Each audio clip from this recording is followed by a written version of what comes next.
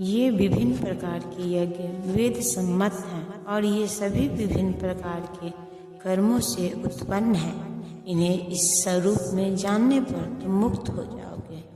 जैसा कि पहले बताया जा चुका है, वेदों में कर्ता भेद के अनुसार विभिन्न प्रकार के यज्ञों का उल्लेख है। चूँकि लोग देहात्म बुद्धि में लीन हैं, अतः इन यज्ञों की व्यवस्था इस प्रकार की गई है कि मनुष्य अपने शरीर, मन अथवा बुद्धि के अनुसार संपन्न कर सके।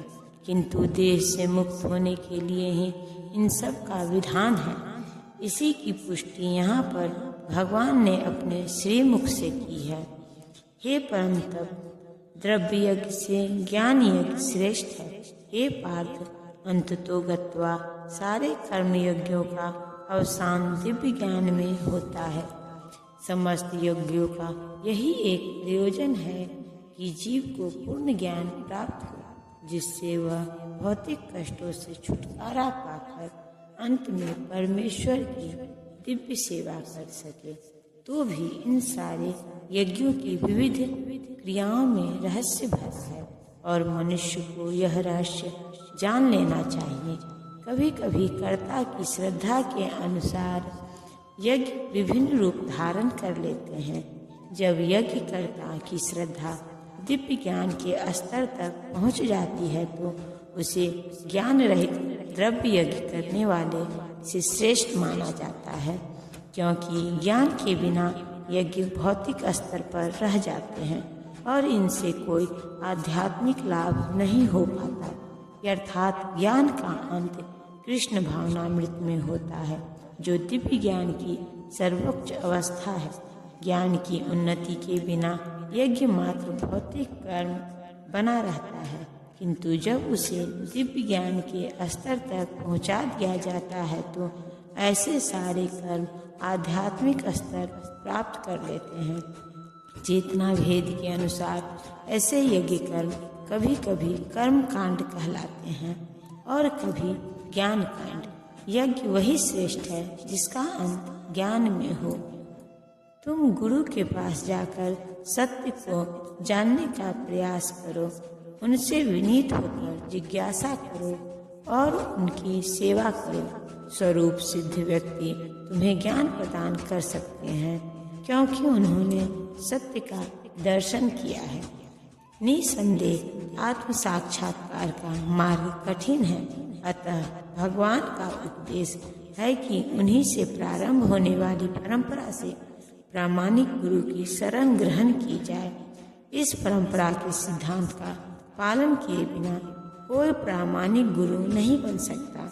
भगवान आदि गुरु हैं, अतः गुरु परंपरा का ही व्यक्ति अपने शिष्य को भगवान का संदेश प्रदान कर सकता है।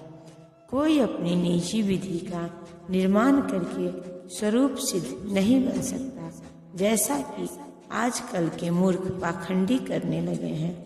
भागवत का कथन है, धर्म पथ का निर्माण स्वयं भगवान ने किया है, अतएव मनोधर्म या शुष्क तर से सही पद प्राप्त नहीं हो सकता। न ही ज्ञान ग्रंथों के स्वतंत्र अध्ययन से ही कोई आध्यात्मिक जीवन में उन्नति कर सकता है। ज्ञान प्राप्ति के लिए उसे प्रामाणिक गुरु की शरण में जाना ही होगा।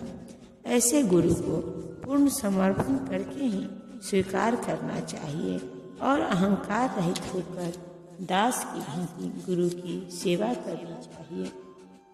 स्वरूप सिद्ध गुरु की प्रसन्नता ही आध्यात्मिक जीवन की प्रगति का रहस्य है, जिसका जिज्ञासा और विनीत भाव के मेल से आध्यात्मिक ज्ञान प्राप्त होता है।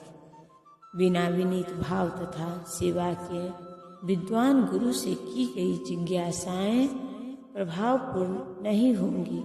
शिष्य को गुरु परीक्षा में उत्तीर्ण होना चाहिए और जब गुरु शिष्य में वास्तविक इच्छा देखता है तो स्वतः ही शिष्य को आध्यात्मिक ज्ञान का आशीर्वाद दे देता है। इस श्लोक में अंधानुगमन तथा निरर्थक जिज्ञासा इन दोनों की भर्त्सना की गई है।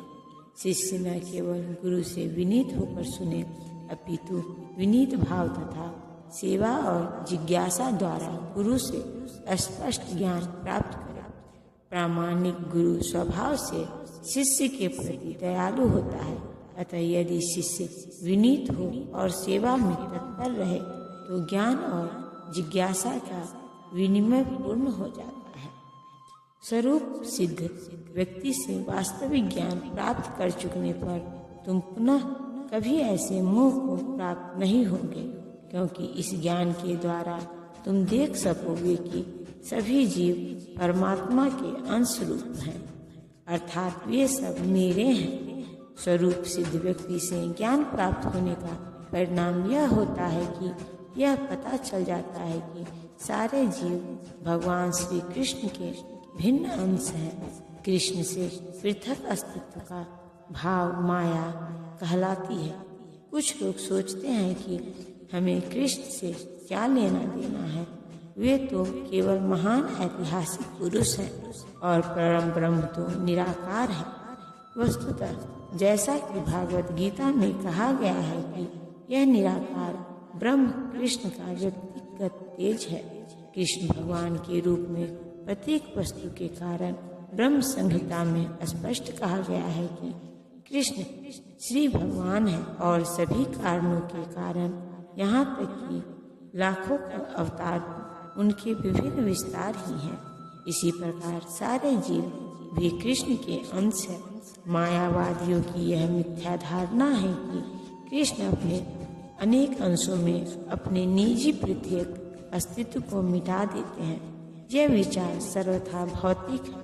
भौतिक जगत में हमारा अनुभव है कि यदि किसी वस्तु का विखंडन किया जाए तो उसका मूल स्वरूप नष्ट हो जाता है, किंतु मायावादी यह नहीं समझ पाते कि परम का अर्थ है कि एक और एक मिलकर एक ही होता है और एक में से एक घटाने पर भी एक बचता है। परम ब्रह्म का यही स्वरूप है। ब्रह्म विद्या का पर्याप्त ज्ञान न होने के कारण हम माया से आवृत हैं, इसीलिए हम अपने को कृष्ण से पृथक सोचते हैं। यद्यपि हम कृष्ण के भिन्न अंश हैं, किंतु तो भी हम उनसे भिन्न नहीं हैं। जीवों का शारीरिक अंतर माया है अथवा वास्तविक सत्य नहीं है। हम सभी कृष्ण को प्रसन्न करने के निमित्त हैं। केवल माया के कारण ही अर्जुन ने सोचा कि उसके स्वजनों से उसका क्षणिक शारीरिक संबंध कृष्ण के शाश्वत आध्यात्मिक संबंधों से अधिक महत्वपूर्ण है। गीता का संपूर्ण उपदेश इसी ओर लक्षित है कि कृष्ण का नित्य दास होने के कारण जीव उनसे पृथक नहीं हो सकता। कृष्ण से अपने को विलग मानना ही माया कहलाती है। परम ब्रह्म के भिन्न अंश के रूप में जीवों को एक विशिष्ट उद्देश्य पूरा करना होता है। उस उद्देश्य को भुलाने के कारण ही वे अनादिकाल से मानव, पशु, देवता आदि देहों में स्थित है। ऐसे शारीरिक अंतर भगवान की दिव्य सेवा के विस्मरण से जनित है, किंतु जब कोई कृष्ण भावनामृत के माध्यम से दिव्य सेवा में लग जाता है तो वह इस माया से तुरंत मुक्त हो जाता है।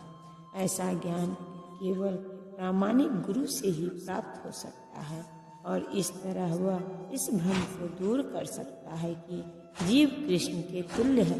पूर्ण ज्ञान तो यह है कि परमात्मा कृष्ण समस्त जीवों के परम आश्रय है और इस आश्रय को त्याग देने पर जीव माया द्वारा मोहित होते हैं, क्योंकि वे अपना अस्तित्व पृथक समझते हैं। इस तरह विभिन्न भौतिक पहचानों के मानदंडों के अंतर्गत वे कृष्ण को भूल जाते हैं, किंतु जब ऐसे मोहग्रस्त जीव कृष्ण भावनामृत में स्थित होते हैं तो यह समझा जाता है कि वे मुक्ति पथ पर है, जिसकी पुष्टि भागवत में की गई है। मुक्ति का अर्थ है कृष्ण के नित्य दास रूप में अपनी स्वाभाविक स्थिति पर होना।